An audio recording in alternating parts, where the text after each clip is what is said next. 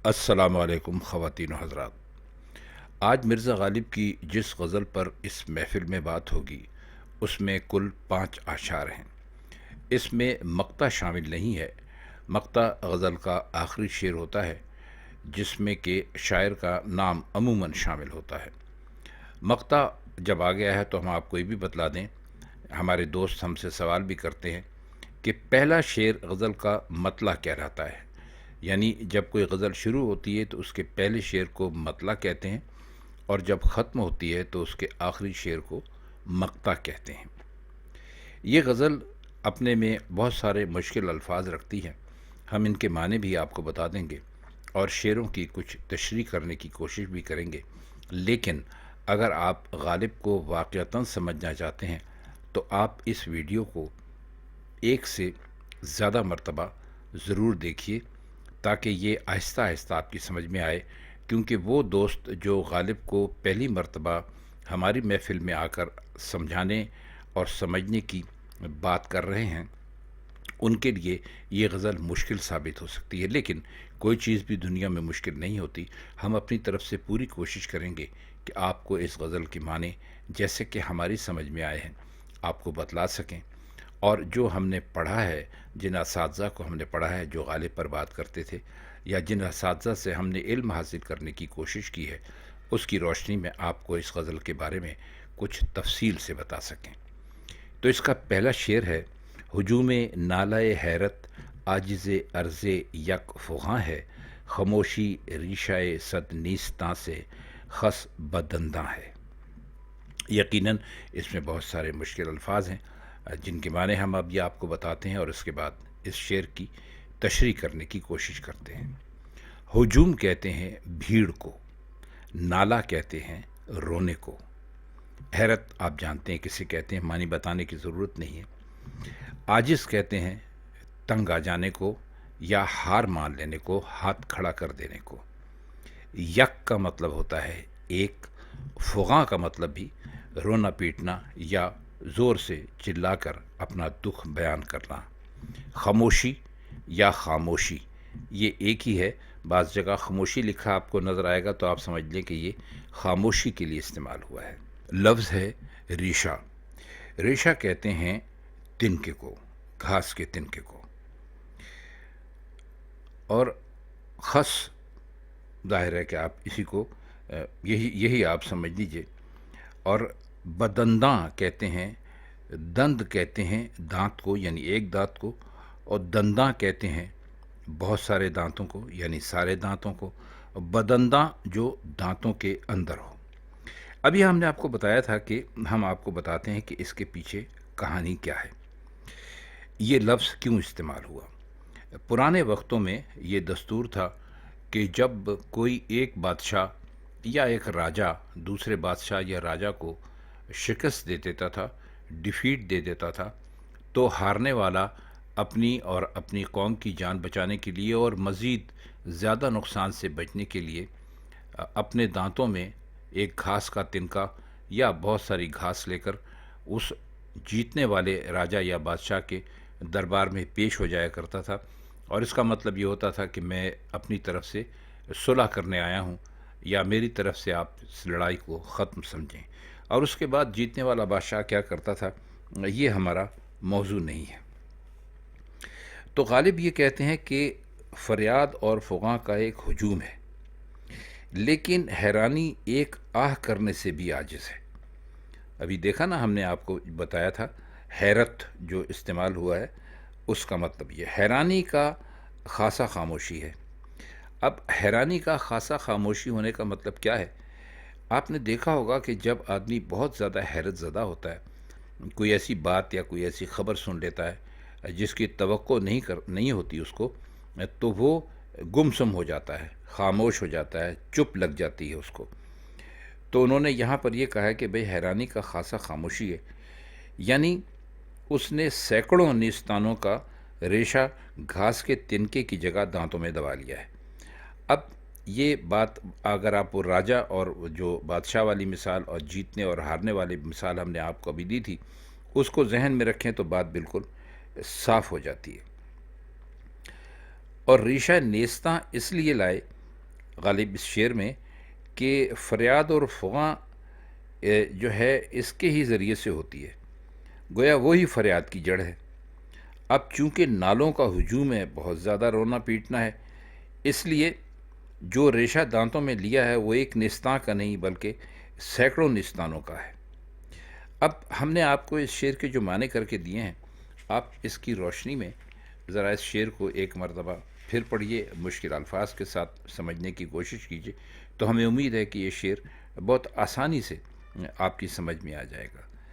اب نیست جو ہے وہ نہیں کو کہتے ہیں، یہاں پر انہوں نے بہت سارے نہیں کے لیے غالب نے اس کو استعمال کیا ہے۔ اس کا دوسرا شعر ہے، تکلف برطرف ہے جاں ستاں تر، لطف بدخویاں نگاہ بے حجاب ناز تیغاں تیز اریاں ہے۔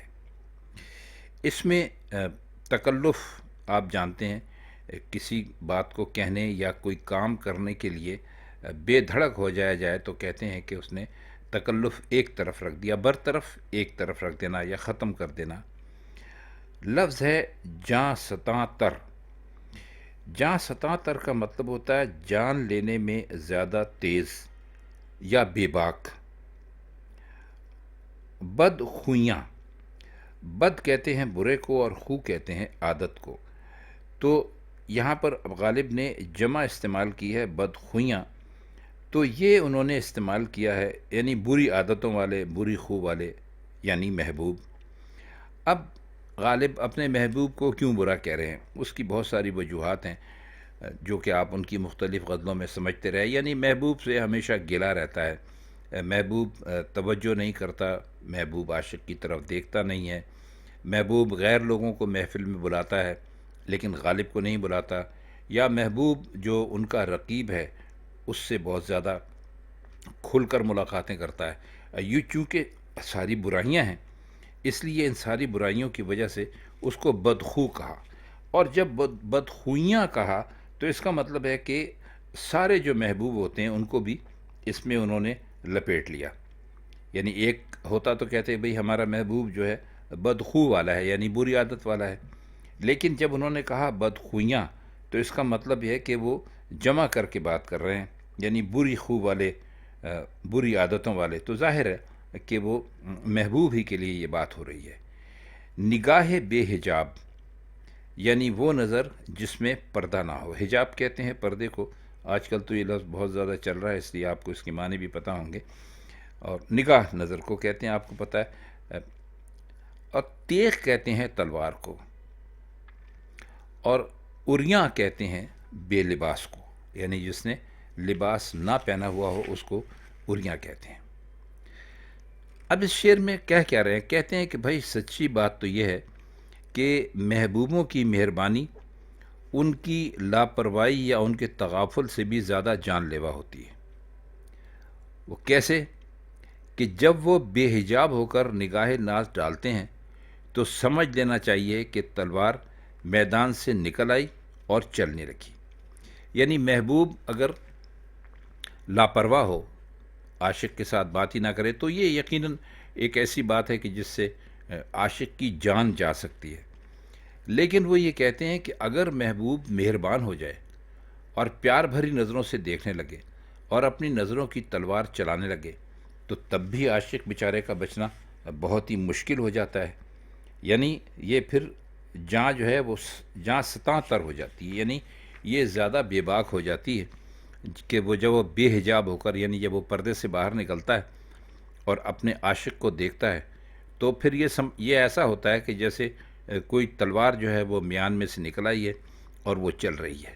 مطلب یہ کہ عاشق جو ہے ان کو بدخو اس لیے انہوں نے کہا، معشوق کو معذرت چاہتے ہیں، اس لیے بدخو کہا، بری عادتوں والا کہا کہ اگر وہ مہربان نہ ہو تب بھی مصیبت ہے، عاشق کی جان خطرے میں رہتی ہے، لیکن فرماتے ہیں کہ جب وہ مہربان ہو جائے اور آپ کو پیار بھری یا لگاوٹ بھری نظروں سے دیکھنے لگے تو وہ معاملہ ستاں تر ہو جاتا ہے، یعنی وہ جان لینے میں پھر تو کوئی شک اور شبہ باقی نہیں ہے۔ جب نہ دیکھے تب بھی مصیبت ہے، اور جب دیکھے تو اس سے بڑی مصیبت ہے۔ شعر نمبر 3 ہے: ہوئی یہ کثرت غم سے تلف کیفیت شادی، کہ صبح عید مجھ کو بدطرز چاکے گریباں ہے۔ کثرت کا مطلب ہوتا ہے بہت زیادہ، تلف کا مطلب ہوتا ہے ختم ہو جانا، کسی چیز کا برباد ہو جانا۔ کیفیت کا مطلب ہوتا ہے حال۔ شادی کا مطلب یہاں پر وہ والی شادی نہیں ہے جس سے میں اور آپ واقف ہیں، یہ شادی ہے خوشی کے معنوں میں اس کو استعمال کیا گیا۔ وہ شادی بھی اگر آپ دیکھیں جس کو میرج کہتے ہیں، وہ بھی ایک خوشی کا موقع ہوتا ہے، اس لیے اس کو شادی کا نام دے دیا گیا ہے۔ صبح عید یعنی عید کی صبح، اور بدتر بہت برا، اور چاکے گریباں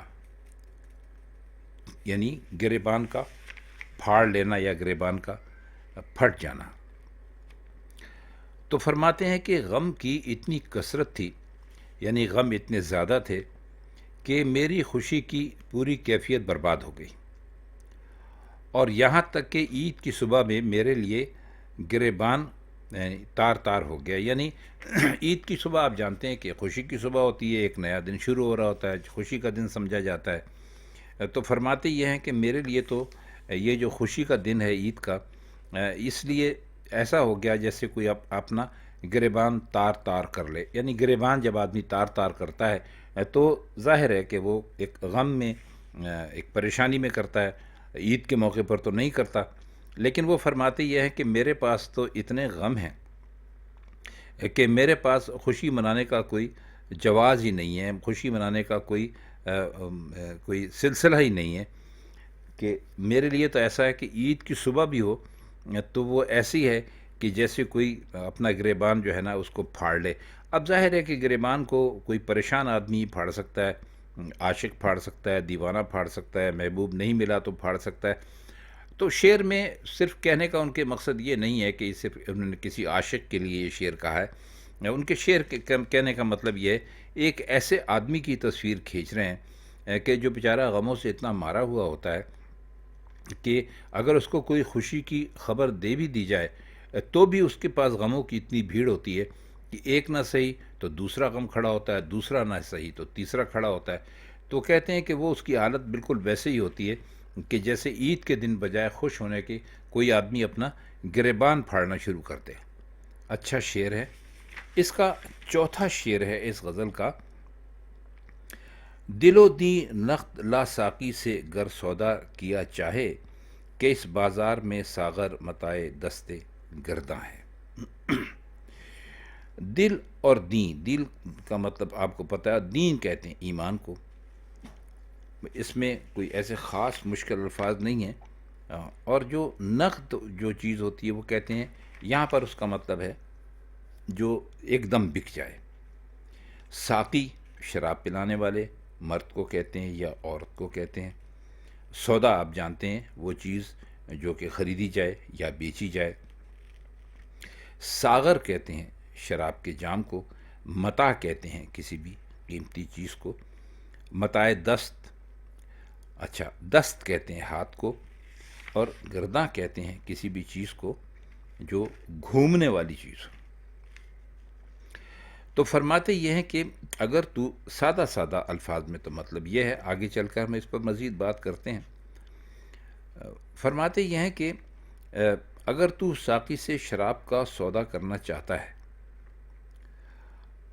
تو دل اور دین لے آ، انہیں حوالے کر دے اور شراب لے لے۔ اب دیکھیے خواتین حضرات، یہ تو آپ جانتے ہیں کہ انسان کو دونوں چیزیں بہت عزیز ہوتی ہیں۔ دل بھی بہت عزیز ہوتا ہے، اگر آپ کے پاس دل نہ رہے، دل کام کرنا چھوڑ دے تو انسان زندہ نہیں رہتا۔ اور ایمان وہ بھی انسان کے لیے بڑی قیمتی چیز ہوتی ہے۔ اب اس کا جو بھی عقیدہ ہو، جو بھی فیتھ ہو، ہندو ہو، مسلمان ہو، سکھ ہو، عیسائی ہو، کوئی بھی ہو، ظاہر ہے کہ اس کا ایک فیتھ ہوتا ہے۔ تو اس فیتھ کو بیچ کر شراب لانے کی بات غالب نے کی ہے۔ تو کہتے ہیں کہ ایسا نہیں ہے کہ اس سے آپ کو مل جائے گا۔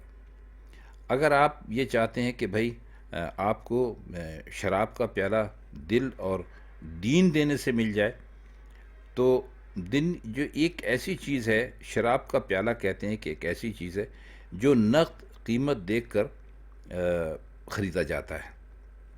اب اس کے دو معنی ہو سکتے ہیں۔ ایک معنی تو اس کا یہ ہے کہ بھئی کوئی آدمی گیا اور اس نے کہا کہ بھئی میں آج سے بے ایمان ہو گیا، میں نے اپنا ایمان چھوڑ دیا اور میں دل بھی میرا آپ کا ہو گیا، یعنی میں نے اپنا آپ پورے کا پورا آپ کو سونپ دیا، آپ کے حوالے کر دیا، تو اس کے بدلے مجھے شراب دے دیجئے۔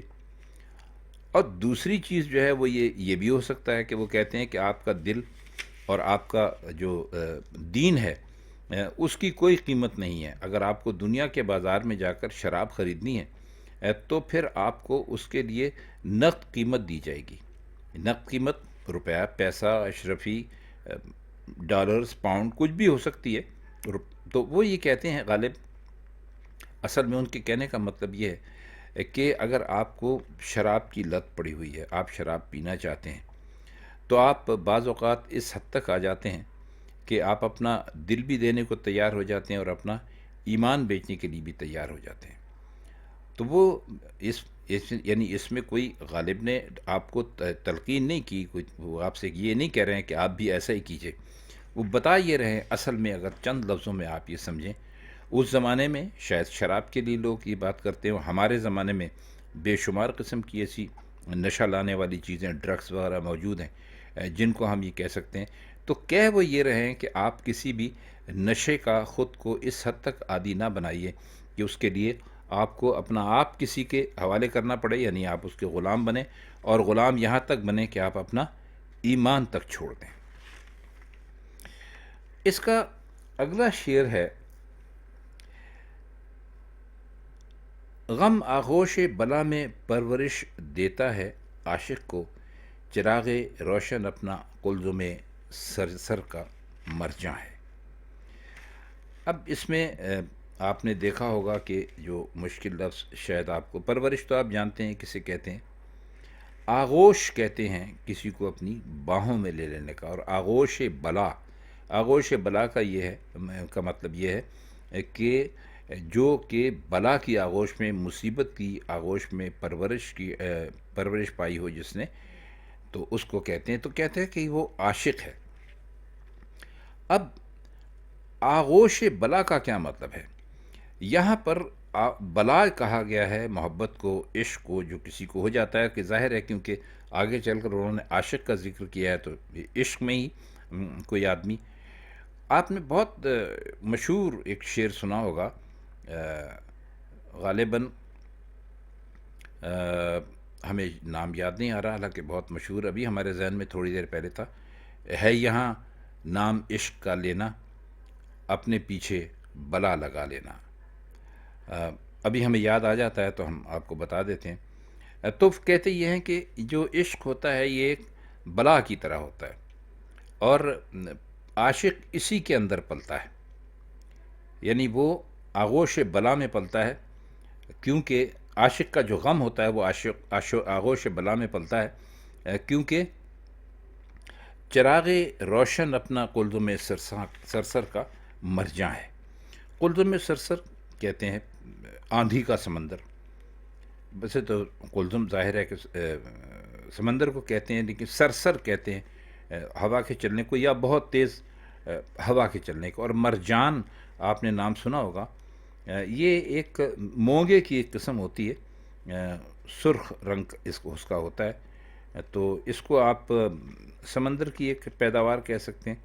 اور سمندروں میں یہ جب ملتی ہے تو یہ ایک نہیں ہوتے بلکہ شاخ در شاخ دور دور تک سمندر میں پھیل جاتا ہے، اور یہ اس کا جو پتھر ہوتا ہے وہ بہت قیمتی سمجھا جاتا ہے۔ یہ ہمیشہ سے انسان نے مرجان کو ایک بہت ہی قیمتی پتھر سمجھا، اور ہوتا بھی ہے۔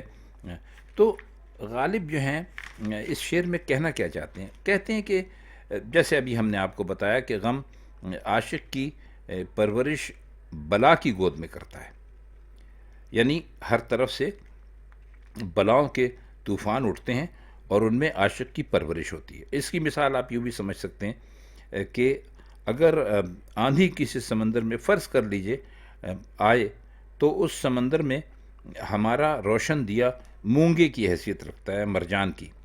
کہنا یہ چاہتے ہیں کہ آندھی کتنی ہی زوردار ہو، وہ ہمارا چراغ نہیں بجھا سکتی۔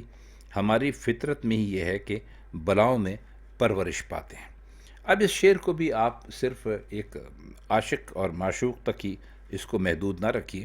مرزا غالب کے کہتے ہیں کہ کلام کا ہر ایک ان کے شعر کے 5 7 7 8 8 مطالب ہوتے ہیں، تو اکثر لوگ ان کے یہ شعر سمجھ کے سن کے یہی سمجھتے ہیں کہ غالب ایک عام شاعر کی طرح تھے، جنہوں نے کہ عاشقی کی ساری زندگی معشوقوں کے پیچھے بھاگتے رہے، جبکہ ایسا ہوتا نہیں ہے۔ شاعر لوگ جو ہوتے ہیں وہ دنیا کا مشاہدہ کرتے ہیں، مطالعہ کرتے ہیں، دنیا کے لوگوں سے ملتے ہیں، اور جو لوگوں پر اکثر و بیشتر گزرتی ہے اس کو اپنے اشعار میں بند کر دیتے ہیں، نظم کر دیتے ہیں۔ تو اسی طرح غالب بھی اصل میں یہ کہنا چاہتے ہیں کہ انسان کو حوصلہ رکھنا چاہیے، ہمت رکھنی چاہیے، کیونکہ اس کے دل میں اس کی آرزو کا یا اس کی ہمت کا جو دیا جلتا ہے، وہ بہت ساری غم کی آندھیاں بھی اس کو اس طرح ختم نہیں کر سکتی، جیسے کہ سمندر کے اندر وہ پڑا ہوا جو مونگا ہوتا ہے وہ سمندر کی تاریکی میں بھی چمکتا رہتا ہے۔